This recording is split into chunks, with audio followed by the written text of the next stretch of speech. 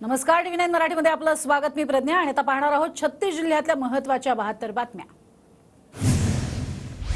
आमदार निलेश लंके आज आमदारकीचा राजीनामा देणार. शरद पवार गटाकडून लंकेंना उमेदवारी निश्चित. राजीनामा दिल्यास लंके विरुद्ध सुजय विखे लढत रंगणार. सांगली लोकसभेवरनं ठाकरे गट आणि काँग्रेसमध्ये पोस्टर वॉर. मशाल नाही विशाल असा काँग्रेसच्या पोस्टरवर उल्लेख, तर दोन्ही भावांचा पराभव तरीही उमेदवारी हवी, ठाकरे गटाचं पोस्टर.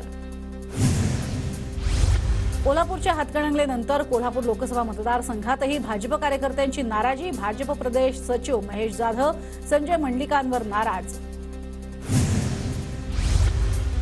संजय मंडलिक यांना उमेदवारी जाहीर होताच राजकीय नेत्यांच्या गाठीभेटी सुरू. माजी आमदार महादेवराव महाडिकांची राजाराम कारखान्यावरती जाऊन घेतली भेट. पंकजा मुंडे आज माजलगावच्या दौऱ्यावर. श्री सिद्धेश्वरांचं दर्शन घेऊन दौऱ्याला सुरुवात. विविध क्षेत्रातल्या लोकांसोबत बैठका असणार.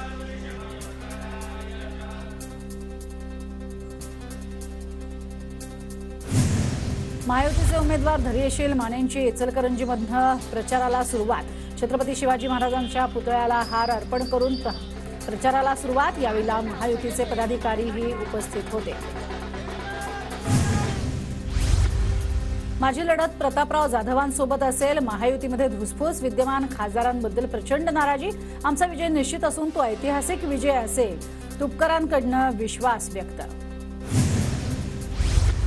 धैर्यशील मानेंच्या उमेदवारीवरती भाजप कार्यकर्त्यांची उघड नाराजी. यापुढे काँग्रेसचं गुणगान चालणार नाही, भाजप कार्यकर्त्यांचे सोशल मीडियामध्ये स्टेटस. छत्रपती संभाजीनगरच्या जागेवरनं महायुतीत वाद सुरू. मात्र मी आणि अंबादास दानवे हातात घेऊन प्रचार करणार. उद्धव ठाकरेंच्या भेटीनंतर चंद्रकांत खैरे यांची प्रतिक्रिया. राहुल आवाडे उद्या उद्धव ठाकरेंची भेट घेणार. हातकणंगलेच्या जागेसाठी आवाडे महाविकास आघाडीकडून लढण्याची शक्यता. हातकणंगलेमधनं निवडणूक लढण्याचा निर्धार. माझ्याकडे सध्या अपक्ष आणि महाविकास आघाडीचा पर्याय. कार्यकर्त्यांशी बोलून महाविकास आघाडीबाबत निर्णय घेणार. राहुल आवाडे यांची माहिती. अकोला लोकसभेसाठी पहिल्याच दिवशी 22 जणांनी उमेदवारी अर्ज घेतले. वंचित नेते प्रकाश आंबेडकरांनीही अकोल्यातनं उमेदवारी अर्ज घेतला. काँग्रेस उमेदवाराबाबत अद्याप सस्पेन्स कायम. यवतमाळ वाशिम लोकसभा मतदारसंघात शिंदे गटाच्या उमेदवाराचा तिढा सुटेना. संजय राठोड लोकसभा लढण्यास फारसे इच्छुक नाहीत, तर भावना गवळी यांच्या उमेदवारीला भाजपमधूनच विरोध कायम. सांगली लोकसभेच्या जागेसाठी काँग्रेस कार्यकर्ते आग्रही. सांगलीची जागा विशाल पाटलांना घोषित करावी, कार्यकर्त्यांची मागणी. वर्ध्यामध्ये आर्वीच्या प्रकाश उर्फ टिटू मोटवानी यांनी सगळ्यांचेच वेधलं लक्ष. गांधीजींच्या वेशभूषेमध्ये येऊन जिल्हाधिकारी कार्यालयातनं घेतला उमेदवारी अर्ज. जळगावमधील शेतकऱ्यांकडून सर्वपक्षीय पुढाऱ्यांना गावबंदी. आगामी सर्व निवडणुकांमध्ये मतदानावरती बहिष्कार. पीक विम्याच्या नावावरती घोषणा केल्याचा शेतकऱ्यांचा आरोप. परभणी लोकसभेसाठी मनोज जरांगेंना उमेदवारी देण्याची मागणी. परभणीमध्ये सकल मराठा समाजाच्या बैठकीमध्ये निर्णय. जरांगे पाटलांच्या पाठीमागे उभे राहण्याचं आश्वासन. मंत्री अब्दुल सत्तारांना उच्च न्यायालयाचा दणका. सामाजिक सभागृहासाठी दिलेल्या निधीचा गैरवापर केल्याचा आरोप. निधीतनं खासगी शाळेच्या खोल्या बांधल्याचा सीआयडीचा अहवाल. कारवाईचे आदेश. उपमुख्यमंत्री देवेंद्र फडणवीसांच्या मदतीनं कर्जतच्या वेदांत ठाकरेंची थॅलेसेमिया आजारावरती मात. फडणवीसांकडनं वेदांतला सुपर हिरो म्हणत ट्विटमार्फत आशीर्वाद आणि शुभेच्छा. पहिल्या टप्प्यामध्ये उद्या 3 पर्यंत अर्ज मागे घेण्याची वेळ. मतांचं विभाजन टाळण्यासाठी अपक्षांच्या मनधरणीचे प्रयत्न. प्रत्येक मोठ्या पक्षाकडनं बंडखोर आणि अपक्षांची मनधरणी.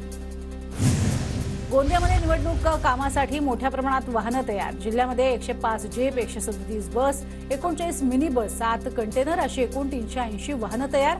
तर निवडणूक कर्मचारी, अधिकारी आणि निरीक्षकांसाठी कार, जीप सारख्या वाहनांचा वापर.